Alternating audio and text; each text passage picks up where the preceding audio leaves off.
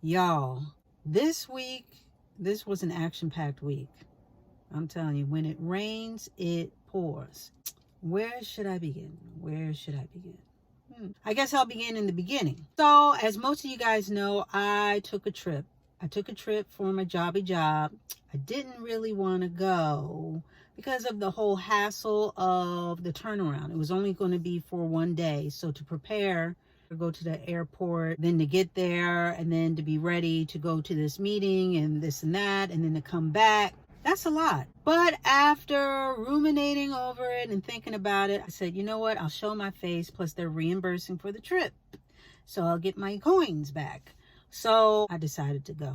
I packed my bag, I headed to the airport, and first out the gate, I was flying Southwest. They have, and for all those who aren't familiar, they board passengers by group. I guess like most airlines do. But at the gates, they have these stalls where you're supposed to stand by your group. And I happened to be standing in the wrong stall. The woman called, I guess, A1 to 30. Now, I'm 30, but I was standing in the 31s. But I'm not thinking that, you know, they're calling 1, 2, 3, 4, you know what I mean? Like she was going in order because she said A1 to 30. So I just went up because I was like, okay, I'm 30. And so she sort of shooed me back because she was like, oh, I only called A1 to 29. I'm thinking you called 30. And so I looked like one of those people, you know what I mean? That just was rushing to get on the plane, which I am not. I am not that person. I can wait. So there was that. So that sort of threw me off a little bit, not too much. So I get on the plane, I got my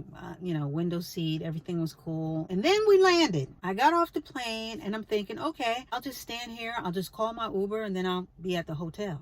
Oh, no, it didn't go quite that way. I called the Uber, and then it says you got to get on the bus to go to some type of Uber pickup, which is, I guess, across the street from the airport or something like that. This is all new to me. So I'm looking at the bus already passed me by because she's looking at me, I'm looking at her. I guess she's like, well, I guess you don't know what you're doing. I got to go, which I don't blame her. So I look at my app again, call for the Uber, tells me to get on the bus. I get on the bus, and that was a whole route. Then I get off the bus, I'm at the Uber, I guess, call pickup spot. And the app still had me at the airport. So I couldn't even call the Uber once I got to the Uber. Honey, I had to get somebody to look at my phone, and I never give people my phone. I said, listen, I'm trying to call an Uber. This is the location, right? She had to help me out. The Uber finally comes, and I'm like, I am never doing this again. I'm already done. I'm already spent. I get in the Uber. The guy was nice. He helped me with the bag. I said, I'm never doing this again. I didn't even want to come in the first place. I am done. Get to the hotel, pull up. The hotel's very nice. I get to the room. It's absolutely beautiful. Absolutely beautiful. I took a breath. I looked around really quickly, and I said, you know what? Maybe I can do this. This isn't too bad. It's not too shabby. So I put my bag down. I try to get my bearings. It's kind of late. So I order room service. Not too shabby there either. The food was really good. They already put, whatever gratuity and whatever on top. I didn't notice that in the beginning, but I made sure I got all my receipts. When all those who travel, you got to get receipts and make sure everything's accounted for. Did that, got dressed for bed, got into bed, and I said, wow, this bed is really nice. Now, I don't know if anybody's familiar with Stearns & Foster. I think that's what it was. And I know that they're a little pricey, but I'm here to tell you, just from experience of that one night, it's worth every penny. I mean, that bed felt like heaven, or what I think heaven would feel like. So I got into bed and I was like, ooh, this is good. I could do this. I could do this again. So I went to bed, woke up early because I didn't want to be late. Got dressed, checked out, and there's construction. And my building was literally across the street. So I had to ask and find out, how do I get across the street? Because the street is blocked off. So that was easy enough, going on in the tunnel. And it was good. Once I got to the building, it was good to see everybody and, just hang out. Well, not everybody, but most of the people.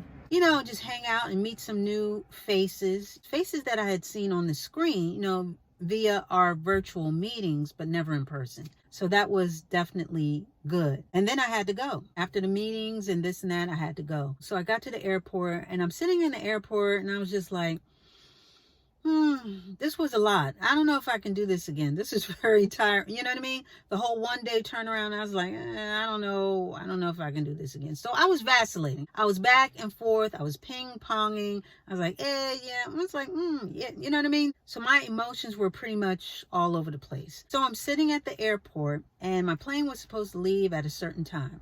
It was delayed twice. So I said, I don't know if I can do this again. I don't know. So we were delayed, and finally we boarded the plane. And now that I knew where to stand, I stood in the correct place and got on the plane at the correct time and chose my seat. So that went well. Then we landed. When I got in, I had to try and decompress, take a shower, get ready for the next day. Well, I'm back to work, and no sooner after settling in or back into my schedule, because it's only been about a day, some family stuff pops off. Now, nobody got hurt. There's no medical issue or anything like that, or medical issues, but just some things, just some things going on. So I had to sort of get myself mentally ready for that, and just be at attention and just try and address that or help as best that I could. And even before then, there was some other things, there's some other things that popped up prior to, and it just seems like a succession of things, unexpected things that have really taken a lot of valuable resources as far as just even energy. But a lot of things have been happening, but I know why. Well, yes, it's a test of things, but also because I made a declaration. I was like, I have certain goals. I have certain money goals that I want to reach. There are certain career goals that I want to reach, and personal goals, and just goals. Goals. And being that I made this declaration, being that I've been making these plans, I guess the devil came along and he was just like, oh, you got plans? You have a set date? You have things that you want to achieve? Hold my pitchfork. I mean, he is at work. He is really trying to do some things, and add to a level, or put me at a level of frustration. But he got the wrong person. Like I've said before, and many a time, and like I will say it many a time again, I'm just not that person. First of all, I'm not going to let anybody or anything take me out of here prematurely. That's just not going to happen. Stress and me, we are not besties. And like I said, I'm not going to get stressed out over anything. That's what God is there for me to put anything that is stressful, put that on him. And that's what prayer is for. Prayer is to get you through and get you the answers and a whole bunch. It's the tool that we rely on to get us through, to get us over, get us from under certain these. So I definitely implement that as well. I definitely pull on that. But I have to say these past 3 months, I will say, because now we're about to go into the 4th month. But these past 3 months have really been action-packed. There's been a lot going on and a lot trying to pull on me. And this is not to pull out any violins or, sad song and dance. I'm just telling y'all, I'm just keeping it real. I'm just keeping it real out here in these prayer streets, and just letting you know that things have been happening, and it's just like, wow. It's not just been one thing, but it just seems like a whole lot at one time. And I know into everyone's life a little rain must fall, and this too shall pass. Everything that you can think of to say to sort of placate the situation, and just, and all of the niceties and all the things that you would say. I got that. I'm just telling y'all that this is real. This whole thing is real. Life for me ain't been no crystal stairs, but I am emboldened and I am empowered. So I'm not feeling faint. But everybody that feels like, man, this is just an outpouring of nonsense. This is just back to back to back, and this is happening. I feel you. I am right there with you. There have been some things that have just been back to back, and I'm just like, wow, But I got my rain gear on. I got my rain boots. I got my rain gear. I got my raincoat. I got the umbrella. Honey, you get my drift. I am prepared. I am encouraged. But, Yeah, when it rains, it definitely pours. So I wanted to come in here and just encourage anybody that may be going through something or some things, and it just seems like it's just you. It's not. It seems like you can't come out. You can. Seems like it just won't stop. It will. And I want to let you know that God can do it all. You got to call him up and tell him what you want and have faith that you will come through, that you will come from up under whatever is depressing you, that you will come out of whatever you are already in. I'm letting you know that right now. You know, you have the power to speak to that mountain, okay, and tell it to move.